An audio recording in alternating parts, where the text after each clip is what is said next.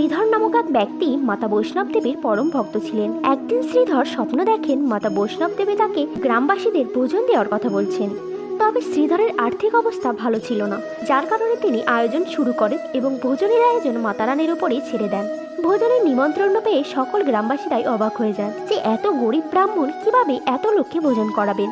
তখনই এক কন্যা তার ঘর থেকে বাইরে আসেন এবং সকলকে তার এক বিচিত্র পাত্র থেকে ভোজন দিতে শুরু করেন, যার থেকে বিভিন্ন প্রকার ব্যঞ্জন বার হতে থাকে। ভোজন পরিবেশন করতে করতে যখন দেবী ভৈরবনাথের কাছে যান, তখন ভৈরবনাথ বলেন, আমি মাংসহারি, আমি মাংস খাবো। তখন কন্যারূপী মাতা বোঝান, ব্রাহ্মণদের ভোজন, এখানে মাংসহার করা অন্যায়। তবে ভৈরবনাথ ইচ্ছা করেই তার কথায় জেদ ধরে বসেন, কেননা ভৈরবনাথ জানতেন এই কন্যা আসলে কে এবং তাকে তার আসল স্বরূপ দেখাতে বলেন। বৈষ্ণব মাতা তার ছল বুঝতে পারেন। তখন মাতা এক বায়ুরূপে বদলে ত্রিকুট পর্বতের দিকে উড়ে যান। ভৈরবনাথ তার পিছনে যায়। মনে করা হয় মাতাকে রক্ষা করার জন্য হনুমানও ছিল তার সঙ্গে।